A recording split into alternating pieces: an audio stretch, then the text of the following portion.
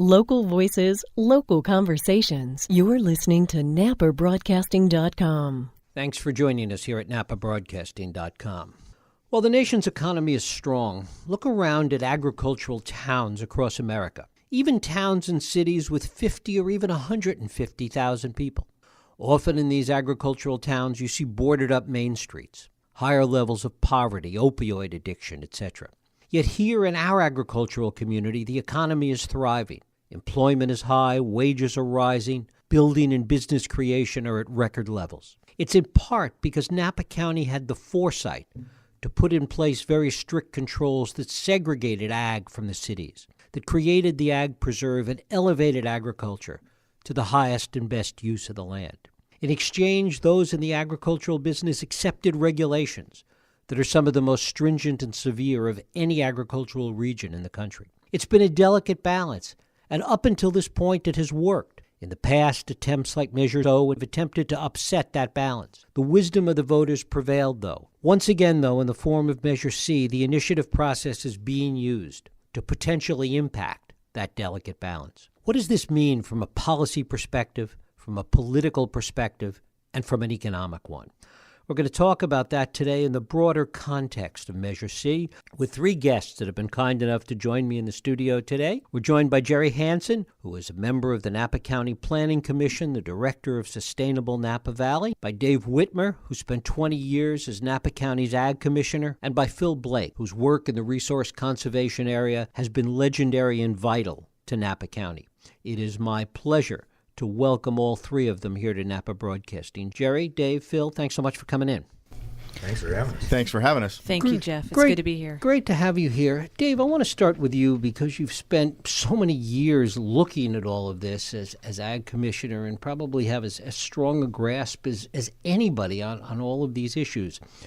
When you look at Measure C and what it sets out to do with respect to watershed, oak woodland, etc., what is, and I think this is confusing to a lot of people, what is it trying to do? What is the problem it's trying to solve? You go talk to people in any business, Silicon Valley being perhaps the penultimate example, and they will tell you that, anything that's going to be successful has to be there to solve a problem.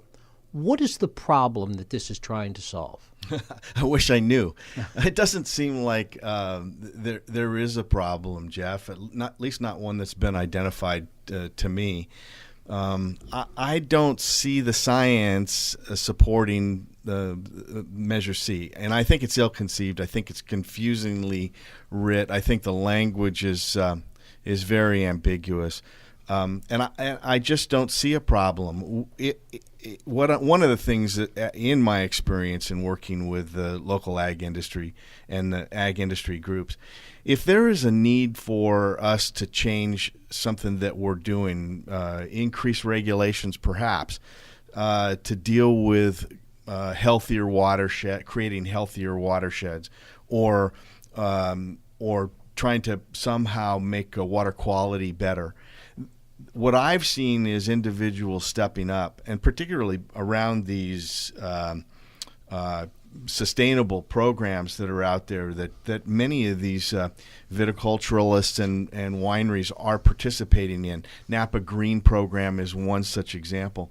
These are great programs, but they're voluntary. And one of the things that I think Phil would probably agree with me on is you can take out regulations and you can try and have one size fits all. But the land and managing land requires this on-the-ground kind of evaluation. And it really should be the things that are done on the land should be focused on that particular parcel. And we've seen time and again, if growers are given the opportunity to do that kind of program, and they go well beyond any regulatory structure that you can put together. I just don't understand where this is coming from, other than the kind of overall overarching thing that we're all looking at, and that is climate change and reducing trees in our environment is certainly something that a lot of people are looking at. But in terms of what we've done in Napa County and what we need to do, I don't see this as a fix of anything. In many ways, Jeri, it comes across almost as an attack on what has always been the highest and best use of land in this valley, which is agriculture. Yes. And one of the things that Dave mentioned is the broader issues that we are dealing with as a community that I believe we all agree are important to have discussions about and find solutions for. We're hearing that people are concerned about traffic and congestion, about affordable housing, about greenhouse gas emission reductions, and all the and energy use and water conservation and all the things that we could really focus our time and thinking on. And back to what Dave said, this is not good policy. Good policy is based on science and facts, and by its very nature seeks to solve a problem. And what we cannot yet identify is what is that problem. And I think if this is a reflection of a broader frustration with agriculture and the wine industry, then let's talk about it. But don't attempt to use this as a wedge between this community to force a vision that a small number of people have, because they do not understand that agriculture is a working landscape. It is messy, it's noisy, it can be inconvenient for us, but it is not a backdrop for you to have your morning cup of coffee to. It is something that is working here in this valley. This is our economy. This is our community. We have said over and over again that agriculture is the highest and best use of the land, and I see no need to back up and step away from that. It's the very foundation of how we have built our community and the way it has grown, and I will say very slowly. I saw a picture yesterday from the Ag Preserve celebration, side by side, of Napa Valley now, then in 1950 or whatever it was, and then now, same time frame of Santa Clara, completely different. The Santa Clara now is full of houses. And so I think that this is it's a workaround, it's a frustration, it's a release valve for the ire and the pain points that I think our community should be talking about. But this is not a solution to anything that I'm hearing is a problem. And Phil, I want to talk about the bad policy aspect of it that Jeri touched on. Because if we look at the state of our river, the state of the watersheds, the state of water here in the Napa Valley, things are arguably better now, cleaner now, than they have at any given point. Mm-hmm. Yeah, Jeff, I got here in 1982, and in that time, agriculture was largely unregulated in terms of conversions of land. We had a lot of changes going on in the Carneros. The dairies were going out, and vineyards were replacing them. Prunes and dairies had been in that area historically. In the hillside areas, Keith Bowers, it used to be with the Cooperative Extension farm advisor, really wise gentleman. He gave a talk at a seminar we had in 1983 on developing hillside vineyards and the right ways and the wrong ways to do it. And Keith said, these hillside lands, historically, it was the Italian and some of the other European, the poorer immigrants that went to the hills and set up their farms and their homesteads. And these were the areas that were pioneered by them in the late 1800s. And in that time period, they were planting orchards and vineyards and obviously even raising row crops in these areas. And so this is nothing new. And, of course, you look at the fact that a lot of it was very interesting, the Register article on stone bridges that was put out a couple of weeks ago. Why were the stone bridges built? There was a lack of timber to build bridges for the horses and buggies to traverse over because the hillsides and mountainsides had largely been logged off. There are really interesting articles in the Angwin area, people lamenting the loss of the forests. And you fast forward to the period that we're in now, and you would think that these had been forever virgin landscapes that are being trampled upon, not only severely in this, given this apocalyptic picture that's being painted, but that it's only getting worse and it's only going to logarithmically increase. could not be further from the truth. It's simply not happening. Jeri, talk a little bit about the general plan. And were talking before about the slowness of development and the pace to it. It certainly has been consistent with the general plan and still appears to be going forward. Mm-hmm. Yeah, the general plan, as most know, was updated in 2008, and it projects through 2030. And it is, it's part policy, part crystal ball, just based on what we know now to be true and what we expect to be true in the future based on what we know now. And the projections in the general plan are tracking, and we are at or below the time frame and the acreage that has been projected for vineyard development. I think that they projected somewhere near maybe 10,000 acres total being converted to vineyards in the general plan, and we are sitting right now at somewhere around 4,600 acres permitted, not developed, but that's permitted, and that is tracking with the general plan. So the general plan, not only the plan, but the process was community-based, transparent, very comprehensive. It wasn't always easy. It was, there were disagreements, but there were also compromises, and I think everyone felt like at the end of the day, they got a policy document that truly became our guidepost and our guiding document to plan ahead like we do. And it really did, again, reaffirm that agriculture is the highest and best use of that land. This measure flies in the face of the general plan. It, in fact, conflicts with it in many ways. Mm-hmm. There is we can't figure out some of the formulas used to reach this 795 magic number, where that came from. So the general plan is again, what we use to figure out how we would like to grow and how slowly and at what pace and where it should go. It also includes all the other elements like circulation and housing and transportation and economy, and it really knits together all of those pieces that do integrate. And this is a very narrow sliver of a very narrow perceived problem, when in fact we already have a document that tells us exactly how they all connect and what we could be working on. And Jeff, I'd like to comment here. Sure. The county of Napa has roughly 500,000 acres of land within the county boundary. Last time I looked, the planted vineyard acreage was somewhere in the neighborhood of 45,000 acres, maybe a little bit more than that. Yep. So we're talking about less than 10% of the land of Napa County that's in vineyard. There isn't an endless supply of locations in the county where vineyard can be planted. There isn't anything, and correct me if I'm wrong, Phil, nothing that goes in slopes that are greater than 30%.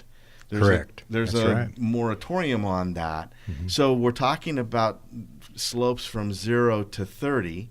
There aren't very many slopes that are being planted that are on the upper end of that. This just isn't a very large problem that we're describing in terms of how many acres are left to plant here. Right. Talk a little bit about, Dave, the existing regulations that relate to all of these issues that are already in place, that have worked well, that have had, as we were talking with Phil before, a positive impact. Right. And beyond that, beyond how much we were already regulated, the danger that Measure C poses to the existing regulations. Well, the existing regulations for planting vineyards in Napa County are probably the most onerous regulations that agriculture faces anywhere in the United States, if not the world. Yep. So we already have a set of regulations in place, and largely due to folks with boots on the ground like Phil, who and others who have looked at the latest scientific evidence, and they're science-based regulations as opposed to what Measure C would present. If you're on a slope of 5%, and Jeff, we might be on 5% slope here in your studio, it's not very much if you really look at what 5% slope looks and feels like. But anything from 5% up to this 30% requires an engineered erosion control plan that's highly technical and costly to a landowner in order. But it's good policy, and it's proven over time to reduce soil erosion and sedimentation into the creeks and streams. So this initiative begins to set up new setback requirements for class 1, 2, 3 streams and wetlands. And part of the problem is some of these definitions that are current in the current set of regulations, the planners that are working with landowners are very, very aware of these setbacks and what the requirements are. But you begin to blend new initiative language into the existing regulations, and I think this is going to cause the planners who have to implement this program some great concerns. As blend is a kind word. Well, okay. Crash might be. Well, I want to talk about that, but first, Jeri, I want to talk about the impact, and we talked about the general plan, the impact on agriculture, because the case has been made that what this initiative is calling for is really antithetical to the idea of agriculture in the valley. It's interesting to me that an initiative specifically targets agriculture in an agricultural zone, but yet it does not target other uses like residential development or even winery development. And so I'm left wondering what the motives are. If we are attacking farming in agricultural zones, then what have we left in those zones? And it's an interesting question. What do we want to see in our community? What do we want to see our community looking like in 10, 15, 20 years? And this is one of those, I hate the slippery slope analogy because I think it does not take into account our own ability to discern the differences. But this is one of those cases where I am really confounded as to what this accomplishes. What it does do is restrict farming and agriculture in agricultural zones, and I find that deplorable. And is it really, can you make the case that this is the camel's nose under the proverbial tent, that today we want to try and stop farming and tomorrow we want to stop any other kind of development, and that this isn't really about the streams or the watershed or protecting anything, that it's really about a backwards way, a hidden way, a kind of Trojan horse way to stop development that people are unhappy with? I would never venture to guess what someone else's internal dialogue is or the intent, but you ask very good questions, and I am also asking those same questions. Is what is the rationale behind this, and what is the ultimate outcome? What's the ultimate motive that is guiding this effort, and is there 1, 2, 3 more behind it? Phil, I want to talk about the specifics of it, because above and beyond all of these broad issues, and I think some of you have mentioned this, that it's bad policy, that if you look at what this 18-page initiative says, there are things in there that are just bad for the environment. Mm-hmm. Yeah, well, one instance of that, or one example, would be the stream setbacks they propose. They, without getting into detail that would glaze many's eyes over, they use a stream classification system, class 1, 2, and 3, which is a state of California designation that the state has used for decades to help set up or determine what jurisdictional areas are for fish and game, or currently known as California Department of Fish and Wildlife, and the state forestry folks who are now CAL FIRE to determine, for forestry things and for jurisdictional things on creeks, who has jurisdiction and where it begins. These things have come back to us before. Measures O and P in 2004 attempted this as well. Very arcane, strange processes, but the bottom line, to simplify this thing, is let's look at Class 3 streams. Class 3 streams are the headwater streams. These are the streams that begin at the top of the watershed. This is where it all starts. And the watersheds or catchments that feed these areas are generally tens of acres in size, so fairly small. So picture these streams. There are swales, little concave cavities in the hillsides that are working their way down. through the landscape, and these areas then start feeding into areas of hundreds of acres of size, and at that point you may have frogs and amphibians, reptiles like the western pond turtle, some of the other animals that there's not enough water there to sustain fisheries, but these other wildlife species can function there. Then, of course, the Class 1, which would include the Napa River and some of the main creeks, the very lowest waters of those 42 tributaries that feed the Napa River, for instance. So these setbacks that they've established, they begin smaller in the headwater areas and gets larger, working your way to the Class 1. But the Class 3 is the most interesting example because that's the most common, and that's the one that impacts virtually every ag watershed parcel in this county. And those streams, with their 35-foot setback, well, if you look at our current regulations, you're pretty much starting at about 55 feet and going up from there. This initiative largely states that it's to protect water quality and stream integrity. And how are we doing that if we're actually taking the current conservation regulations and saying, oh, it's way too much, let's make them 35 feet. But then everybody else down in the valley, Class 1, Class 2 streams, which are lesser setbacks because the land is flatter, because the potential for erosion to deposit in these streams is less. These are 75 foot for the Class 2s and 125 feet for the Class 1s. Well, interestingly enough, with the incongruity of this whole thing, let's take a look at some of the folks who are signatories or proponent signatories for Measure C. I'm not going to name names, and every one of these people, they'll see them on the ballots. They've seen their letters to the editor. They've seen their signatures. I have great respect for all of them. I know them. I've walked their vineyards. I know the landscapes of the areas they farm quite well. These 75 and 100-foot, 125-foot setbacks on Class 1 and 2 streams, those folks have vineyards in those areas for sure, and some of them quite a few. The average setback that they are utilizing on their vineyards is probably 20 to 30 feet. You can check that. You can go on Google Earth now, use a little measuring tool. Take a look at some of those vineyards out there, and what it says to me is these setbacks are for everybody else but me. That's a significant concern. Should be a significant concern to anybody. Jeff, one of the things that is changed by Measure C and the current regulations don't exempt replants.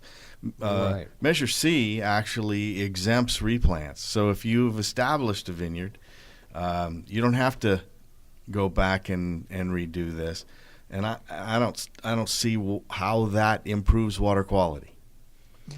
One of the other areas where there seems to be inconsistency is that I have a hard time figuring out how this initiative flies in the face of Measure J. Talk about that. Well, Measure J has been on the books by initiative process. The voters were very wise to say, hey, we want to take away the decision of any boards of supervisors that might come together and their ability to change the land use within these agricultural areas. And what we've done is we've set aside the Ag Watershed and Open Space District for agriculture. We know that agriculture has always been the highest and best use of the land. But the assault on Measure J that happens as a result of this initiative, Measure C, is that it begins to change that. And as Jeri said, it begins to say, nope, you can't have agriculture in the agriculture watershed and open space zoning district. But if you can fit a home, a winery, or other structure around the trees, and you're not taking out trees, then you can build those structures. Those are permitted. They don't. The initiative doesn't speak to that. But it takes away this sense that we have of protecting these hillsides and these hillside areas where feasible, and where the regulations allow it to plant vineyards and have reasonable set of regulations that actually do prevent the problems with water quality. I don't know which one of you wants to speak to this, but one of the other issues that has been raised is the impact of this, particularly in light of what we just went through with the fires and what was destroyed in those fires, and really as it addresses what's becoming clearer and clearer as new ways of looking at dealing with forestry in this day and age. Phil, you want to start with that? Thank you. Yeah, I think that's a very important point, Jeff. Yeah, in early October, we in the 3 major fires that ran through here, we lost a total of, I think it was about 62,000 acres of land burned. Much of that land was oak woodland. Much of it was virtually absolutely destroyed. A lot of it was damaged. It'll be hard to tell exactly what the rate of damage is, but certainly the watersheds have been severely impacted, far more than any other activity that goes on as a planned activity in this county. And you take a look at the Greg Giusti used to be, he gave a talk right after the fire. He and I were on a panel with the university giving a talk on on fire remediation, and Greg mentioned added up, and we've got probably something over 17 million oaks that were destroyed or severely damaged in this fire. How do we deal with it? How do we assess the restoration of these oaks? Well, isn't it interesting that this initiative comes forward at a time where the obvious, most important focus, the watersheds and the oak woodlands that need to be restored, just simply replanted and brought back again in the tens of thousands of acres. We're talking about as soon as we hit 795 acres, and people are going to start needing to do some of these remediation practices, which are not terribly effective. I work with these all the time in my environmental consulting. There are requirements that need to be done to basically take disturbed areas and make sure that they are restocked. But the requirements of this initiative with a 3-to-1, what does a 3-to-1 mean versus a 2-to-1? You have to monitor it for 5 years. You have to have 80% survival. What we're doing when we start pushing these things and citizens start saying, well, let's make it bigger, let's make it wider. There's no logic to that when you're actually, in all likelihood, overstocking these areas, creating low ladder fuels that are the initial fuels that help to ignite and instigate these fires. You're planting these areas when we have 60-some thousand areas of devastated land. But here's the thing. There are programs out there. This county is not only the most regulated county in the world, it's also a county with more volunteer organizations and more programs and possibilities for people to participate in. And let me tell you, the agriculturalists are carrying the heavy load on this one. They're the majority of the folks doing that out there. But the other part of the fuel loading issue is CAL FIRE that used to be CDF, Division of Forestry. These folks for years, when I first got here, we had a program called the Fuel Load Reduction Program. It was done through prescribed burning. That went by the wayside due to some environmental regulations with air quality, and pretty much most of the Bay Area now is pretty limited in what it can do. But these are fires that are carried in the wintertime under wet conditions where everything's under control and you're actually mimicking what used to be there prior to settlement when the weather and the climate, lightning strikes, things started these fires that kept the fuel loads. Even the Native Americans practiced this. When the first missionaries came into Napa County, they saw the hills ablaze. These are things that CAL FIRE would love to have the ability legislatively to come back and do again to prevent this kind of devastation, to loss of homes, property, oak woodlands, but they're very limited in being able to do that. Why should we be taking a measure like this and focusing only on these minimal agricultural impacts on the land and totally disregarding the real problem out there with oak woodlands. Jeri mentioned, excuse me, Jeff. Jeri mentioned the 795 figure, and that's a number of acres of oak removal that is allowed under Measure C before the permit is required for the removal of just a couple of oak trees that are 5 inches in diameter. But it goes back, the date, if this passes in June, the date at which you begin to count the number of oak trees that have been removed goes back to September. Before the fire. Before the fire. And so by my read of this, the loss of oak trees during the fire would certainly be included in that number. And so we've already, on June 5th, if this passes, we've hit that 795 plus. And so you want to do anything on your property of 1 acre or more, you're going to need to have a permit to do it. And ironically, the proponents are saying, oh, no, it won't.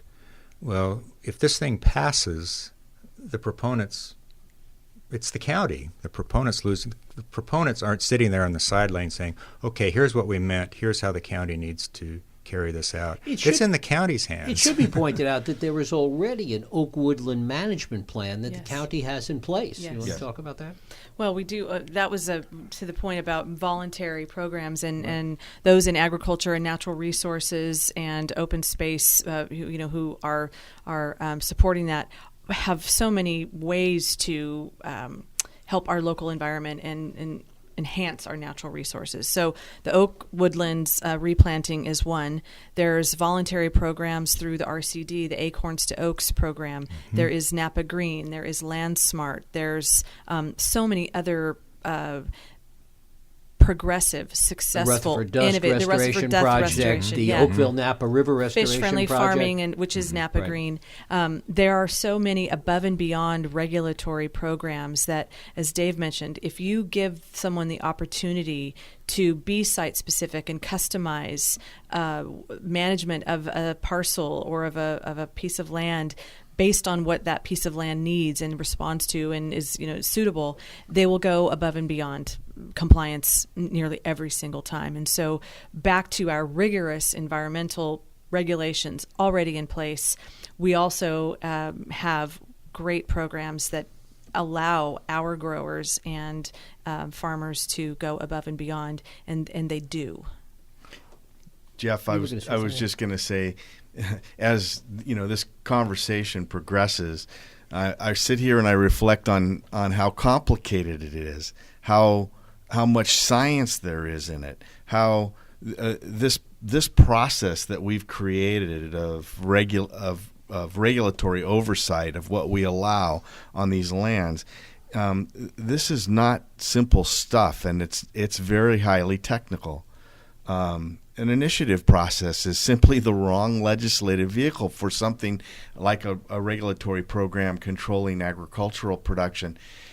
As a regulator for over 20 years, I know that you need to be able to tweak regulatory programs as they progress. And the initiative process will not allow for any tweaking of this program. If this passes, it'll have to go back to the initiative process and be voted on by voters as to whether you ought to tweak this thing if it passes. Wrong way to legislate from my perspective, Jeff. They're not going to want to look at it again. Voters are going to be pretty worn out. Yeah. What are, if anybody has looked at this, the legal ramifications of this? Because one of the things that we've talked about here is so many inconsistencies between Measure C as written and the general plan, the conservation ordinances that already exist, the ag regs that already exist. Given those contradictions, it seems to me it's a legal minefield. Well, it is a legal minefield. The 9111 report that was commissioned by the Board of Supervisors, if you read that report, it indicates that almost certainly this will be challenged if it's enacted. That means the county of Napa will have to defend it in court. And as we've been talking, there's many parts of this that are, frankly, not defensible. The language is ambiguous. If anything, I know if you're going to roll a new law out, that ought to be pretty clear language. It ought to be indisputable as to what the words mean. This is full of language that's ambiguous. We'll end up in many court battles. But there's another side of the legal process.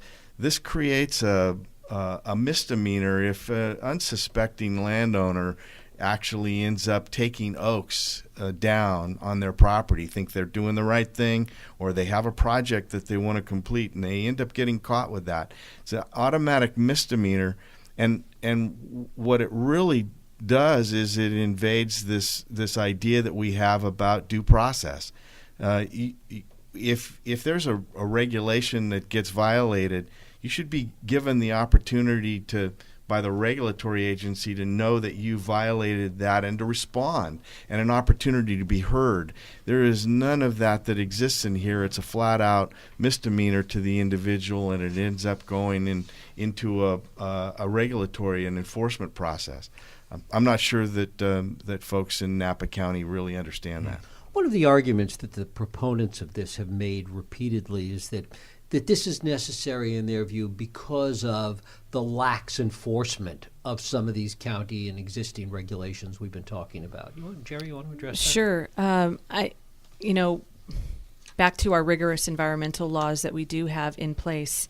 If enforcement is indeed a concern, then let's take a look at the current rigorous environmental regulations that we have in place that we feel are not doing the job that they were set out to do.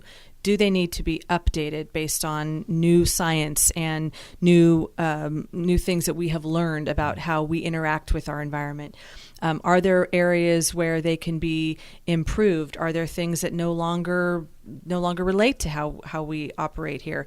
So we do need to take a look at those if that is the true concern. If enforcement is the issue, this does nothing to address enforcement, because if the concern is that those who might flout the law are flouting the laws that we already have, this is just one other ambiguous, misleading, confusing law for them to go around. And so we have still an enforcement problem. So if we would like to talk about enforcement as a policy at the county level, at the community level, and figure out how we can meet those concerns, address those concerns, and alleviate those concerns, then let's do that. But this measure does not do that. And let's look at that on another level. This is very important. A lot of the enforcement stuff that Jeri's talking about, as we know from what we read in the paper and the planning commission meetings that Jeri participates in, have to do with wineries, use permits, commercial uses of the land.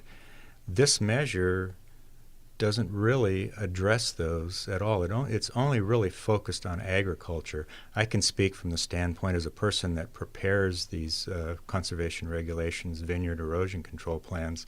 I've been doing it since 1991. I continue to do it in my retirement or post-retirement as a part-time environmental advisor and planner, do a lot of agricultural projects.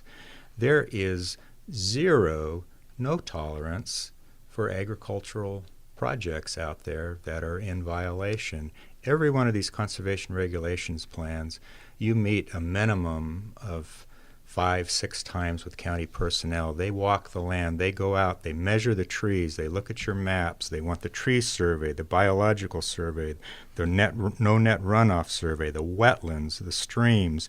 They bring their tape measure out. They say, are you sure that's right? There could be a foot off. I mean, these are the gnat's eyebrow kinds of things we're talking about. This is what the vineyards are up against in terms of what's expected of them. There's some of these areas where there are absolute total prohibitions on, Dave mentioned slopes. There's water limitations. There's areas where you can't plant an acre of vineyard because you're in a sensitive subwatershed, or the groundwater studies aren't sufficient to show that there's sufficient groundwater to plant that vineyard. The county has intricate formulas on how much water a vineyard is allowed to consume. And we don't consume much water, as Dave knows. That's right. Our vineyards are vastly under-irrigated compared to the rest of California's vineyards and the world's agriculture. It's a drop in the bucket. But agriculture, the things you hear in the paper about vineyard projects, there's one up valley, I believe, where they imported some soil and did some very flagrant things that the county caught them on immediately and didn't let them go on. There has been zero tolerance for that vineyard development. Why is it that we see a few of these things? The Walt Ranch constantly coming back as this poster child of the evil Darth Vader industry that's out there. In terms of enforcement, the county is rigidly memos every year, 5-year monitoring period. You have to be, they go out and they measure that cover crop. They measure the distance between the vine rows. They measure whether you put the compost down. I have to take pictures of the cover crop and specify that it's been mowed to the proper height. I mean, these are incredibly intense regulations. And if your annual inspection shows that you're deficient in any of those, you got to redo it. You got to go back and fix it immediately. There's zero tolerance for agricultural development. Given what Phil is saying, and Dave and Jeri both, maybe you can answer this, how did we get here? How did we get to a perception in parts of the community that runs 100% counter, 180% counter to what Phil is saying? This perception that regulation has run amok and that nobody's watching the store. And there is this perception that that's the case when in fact it clearly isn't. Because I think that oftentimes the facts and the truth can be too long of a story to digest because we want 140 characters and that's it. It can be boring. It's not exciting. It isn't on the 11 o'clock news. It takes some time and some understanding and some dialogue to really appreciate the level of intensity that Phil is talking about with the regulations. And I would say that for the most part that our vineyard owners and vineyard managers gladly go through because it creates better wine quality. I mean, we have we also have a very world-class reputation here for fine wines, and that's no mistake. I mean, that has everything to do with how we manage the land. It's like having a really beautiful car and then, not changing the oil or checking the tires or, we have an investment. So if you look at it from the economic perspective, all of these practices are actually helping the vines, helping the land, helping the wine quality, which is really what we're talking about here. So I think people are impatient with listening to the longer version of the facts, and it's easier to point to something that is outside of yourself that expresses a frustration that you might have about a great unnamed reason for that frustration. Let's just point to the biggest thing that we can find. And in our community, that happens to be agriculture, and it happens to be the wine industry. In other communities, it could be tomatoes. In other communities, it could be making cars, or it could be making beer, or it could be producing whatever it is that, a chip. So it really is about, I think there is a community level frustration that things that we all share, but it's not as easy as pointing to the biggest target. And one of the things we're really missing here is the state of California. The Regional Water Quality Board last July enacted the basin plan for the Napa River and for Sonoma Creek watersheds, and all vineyards, not just proposed vineyards, all vineyards now require plans, farm plans that look at not only the vineyards but also the roads, and the roads as sediment sources to the creeks. They have their own set of stream setbacks. We already have the conservation reg setbacks, which I think are quite adequate, and those are based on science. And then you have the water boards, which are based on the fish-friendly farming concepts that were put forward. So you've got a couple of things that are sometimes complementing, sometimes colliding there. And then Measure C adds this whole massive layer on top of it that once again creates this kind of triplicate regulation situation. Where are the rural residential properties in this whole thing? A lot of the folks that put this measure together live in those areas. They don't want to see any more vineyards in their neighborhood. I get that. I understand that. But when you look at the regional water quality report that established the water quality impairment problem of the Napa River, the studies they did between 94 and 2004 showed that overall in the Napa River watershed, vineyards in combination with grazing land contribute 26.4% of the fine sediment to the system. The rest of those 76% or so sediment loads, yearly annual sediment loads that were budgeted, are stream bank erosion coming down from the tributaries into the Napa River and rural residential properties. Unregulated in Measure C, unregulated by the Regional Water Quality Control Board unless you're doing a development plan and you come under stormwater pollution prevention plans, which are common now if you're disturbing more than an acre with your driveway in your home. People are coming into that regulation, but by and large Measure C says, does that exist? Is that really a problem? This is the classic, I'm cold, so you put on a sweater. You know, Jeff, your original question was, why is it that people are lashing out? I think it's fear. Mm-hmm. I think it's a fear of change. We're all dealing with so much change, and people don't want to see their environment change. I also think that, I worked for the county in the agriculture department for 33 years. And one of the things that I saw continually come up over and over again was agriculture's the bad guy. We've got stories about agriculture that go back millennial. It's like how many times do people point to agriculture being the bad guy because it's the easy target? And I think Jeri's right. If you really want to get into the nuts and bolts of this thing, you've got to do some study, you've got to do some reading, because the information's there, but people aren't willing to really look at what's causing the problems here. As was stated earlier, I'm hearing that traffic is a big problem. I'm hearing that housing is a critical need here in the community.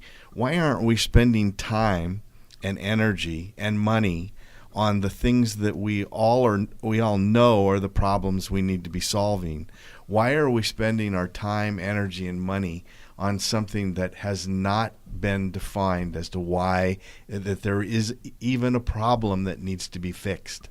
I'm at a loss. Hashtag blame agriculture. Yeah. It's always been that way. It always will be that way. And what you'll hear is, well, I know a guy in, Nebraska that, that ended up polluting the land. Well, okay, great. Sorry that happened.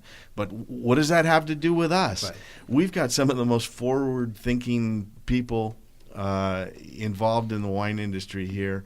This isn't a place where the product people are putting their name on the product. Mm-hmm. And that makes a difference in terms of, if you're going and you're producing bulk tomatoes, your name as the farmer really isn't on that, right?